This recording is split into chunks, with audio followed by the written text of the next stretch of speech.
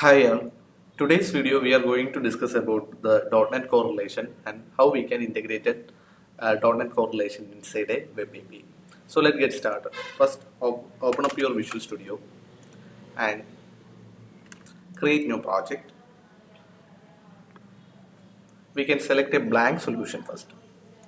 Okay, let's name it as demo.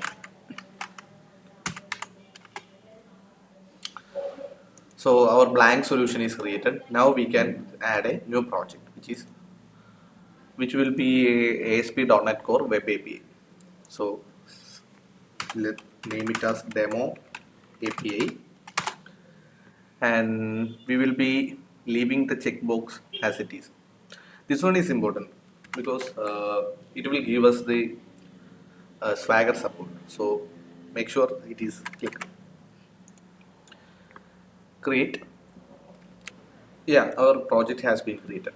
Let us run our project and make sure everything is working fine. Later on, we can start our development. Yeah, this is our output.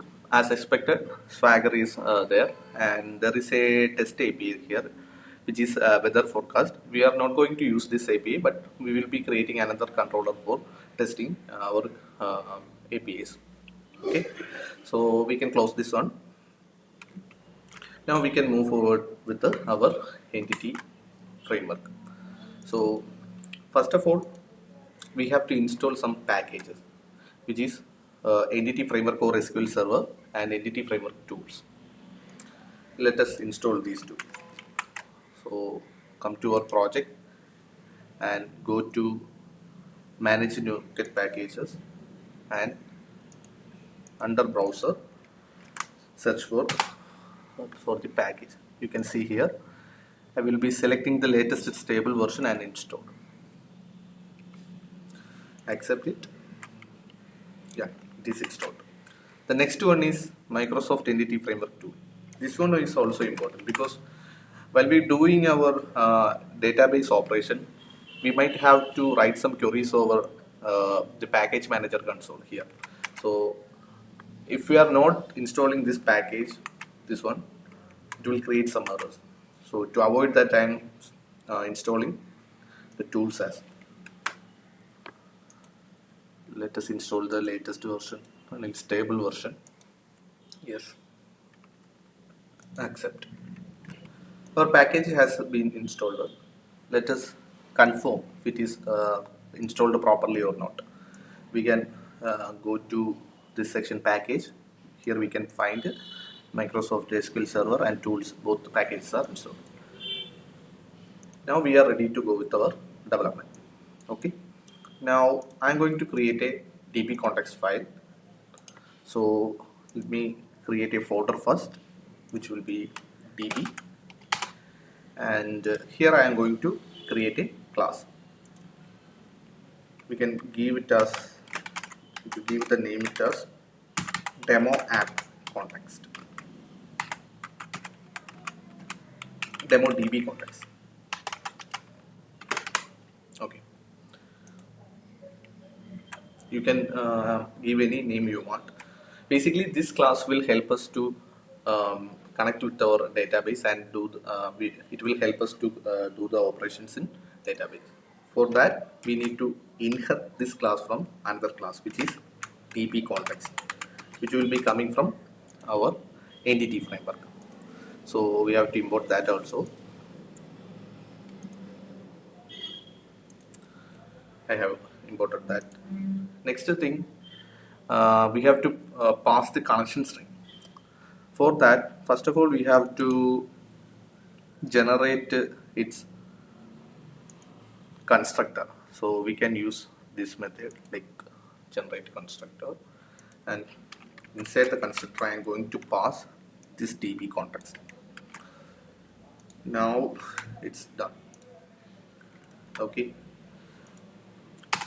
See, the entity framework can be achieved by using two methods. First one, annotation method, and second one is fluent API method. Here I am using the fluent API method because it gives more features rather than annotation method. So in order to do that, I need one more method. I'm going to override one method from here generate override, and let's search for on create, on model create actually. This one, select it and OK. Here we can do some operation. Okay, and now we can add our connection string. This is my connection string. You can see. Make sure there is a S over here at the end of this word. Connection string is not connection string. If you are providing connection string, it will cause some error. So I'm going to copy it, and inside app settings, I am going to keep. So this is the connection string, and we can give the database name over here. If we closely observe this connection string, you can see I have given localhost SQL Express. Localhost means my local IP address. SQL Express is my database name. Like I am using Express SQL Express for my database. Okay. Now we can register our service like entity days. For that, go to the program class. Here, as you can see in the program class, it is slightly different than older version of .NET Core, because in .NET 6 they have introduced a new layout for the program class. This is much more smaller than the older class we used to have. So just copy paste it over here, and we can import all the files. Use SQL Server. Okay, this will do. Here we are passing our database context. This is our demo DB context, and this is default. You have to check from the app settings JSON file also. Inside connection strings, we name it as default. This name should be given here. This is important. Then only we able to get the connection string from the this app setting.json file. So this is very important. Yeah. Now we are ready to go. We can create a models for that. So I'm going to create a new folder. Let name it as models.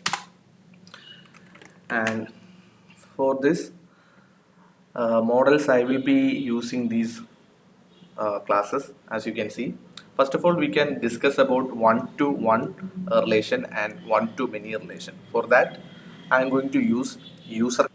Inside model, I will be creating these classes.